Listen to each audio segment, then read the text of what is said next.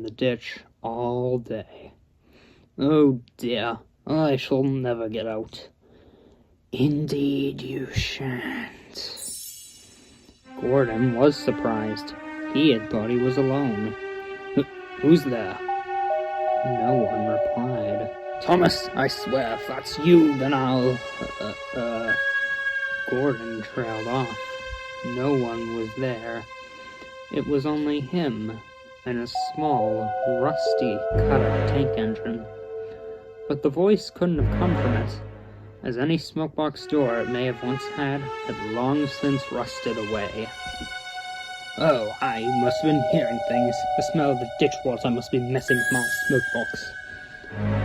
Aren't hearing things, Gordon. Gordon looked at the rusty engine again, and was horrified by what he saw. The engine now had a pale blue face, with a blood-red scar down his face, and a gap where his left eye should have been. The engine had a dark frown, and the engine's single eye appeared to be staring Gordon down as if to be judging him. Who are you? My name is Cole, and I was once like you, Gordon. Gordon tried not to sound frightened. What's that supposed to mean? And how do you know my name? How I know your name is not important. What is important is how we are similar. And how would we be similar? You're a scrap tank engine, and I'm an important tender engine. So what similarities could we have? Well, I'll tell you. And this is the story that Cole told Gordon. Just about 15 years ago, these sheds were part of the Tidmouth, Bradford and Elsbridge Light Railway. These sheds held 3 engines, Andrew, Baldwin, and a Southern Railway well tank engine. Andrew handled shunting at the lead mines, Baldwin took goods trains, and the well tank engine shunted in the yards. However, soon enough the railway started offering passenger services. The manager tried all the engines on the line for the work, but everyone had an issue. Andrew, only being a shunter for the mines, was a very rough riding engine, so the passengers complained whenever he took the trains, and the well tank engine, having a small water tank, ran out of water much too quickly. Baldwin seemed like a sufficient candidate for a while, but age was catching up with him, so Baldwin couldn't do passengers and goods regularly. And so, the manager commissioned the Crovens Gate Works to build a new engine, and that engine was me.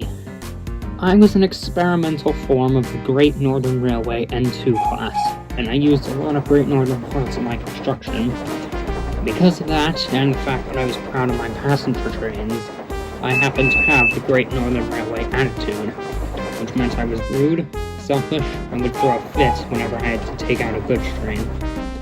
The manager didn't like my acting out, neither did the other railway employees or the other engines, but it wasn't like they could do anything about it, as if I acted out the whole line would be in trouble, because the passenger work that I did was the most profitable contract we had, and no one else could handle it. Well then, how did this happen to you? Let me finish. I was very rude to my colleagues. I acted like I was the god of the railway. They all tried to talk sense into me, but if there's one thing you can't do with a Great Northern engine, it's teach them sense. Exactly. But that doesn't explain how you ended up like this, though. I'll get to that. Cole returned to his story. It was the fall evening of 1919, and the manager had come to us with some important news. Now, my engines, I bet you lot are confused as to why I wanted to meet you here tonight. Well, it's because of a serious decision about the future of this line. Effective January 1st, 1920, our railway will no longer be a railway, but rather we will be a branch line for a much bigger railway that will stretch the length of Sodor, called the Northwestern Railway. Will you still be in charge, sir? No. The controller of the Northwestern Railway will be the current director of Sodor Railways. Does this mean we won't see you anymore after the railways merge? Don't you lot worry, I'll come and see you guys as often as I can. Either way, it was an honor working for you, sir. Of course, now that I knew I would be on the Fat Directors Railway, I thought I would be safe of any dangers from being scrapped. And so, I acted out worse than ever in the last few months. December 2nd, 1919 was the worst of my acting out that happened. I was assigned to pull a goods train. For a while, I didn't act out when I was assigned it, because I decided to act out on the turntable. My plan was to puff forward in the midst of it turning in order to jam it, just like what you did here, Gordon. However, it ended up exactly the same way as you, but much darker. Mainly because the ditch here was filled with loose scrap metal back then. It was very loose and very, very sharp. The table was turning and approaching the ditch.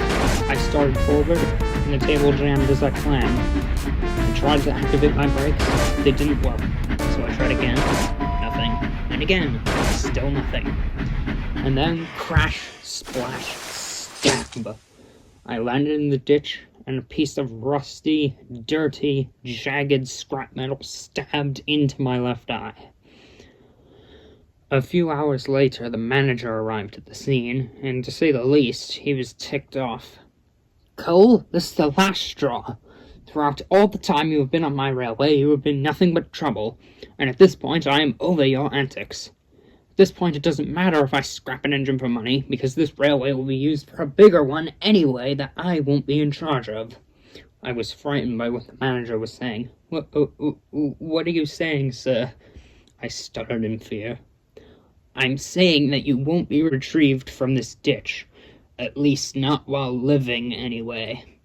Now, I'd never put the burden of scrapping an engine on any of my staff, so come tonight, I will come here and do it myself. At that point he left, and later that night he returned, wearing a welding mask and holding a cutter's torch.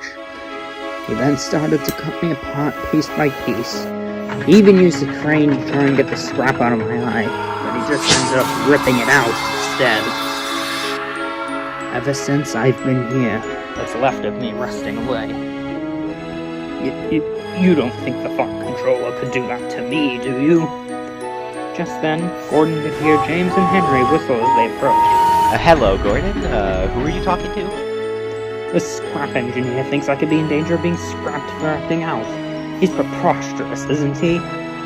But how are you talking to him? What do you mean, how was I talking to him? Gordon, he does not have a face. Of course he does, can't you see? Gordon trailed off. The engine's face was gone. It looked as if it never had a face to begin with. I think we should get you back on the rails, Gordon. Yeah, the ditch air must be messing with your smoke box. James and Henry worked hard and got Gordon back on the rails. Gordon was reattached to his tender.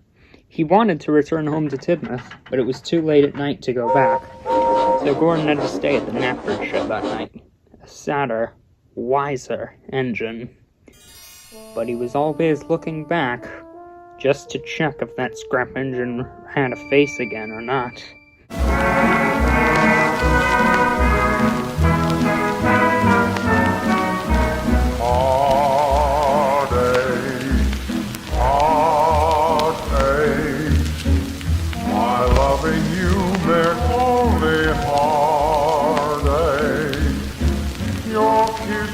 Such a sacred thing to me.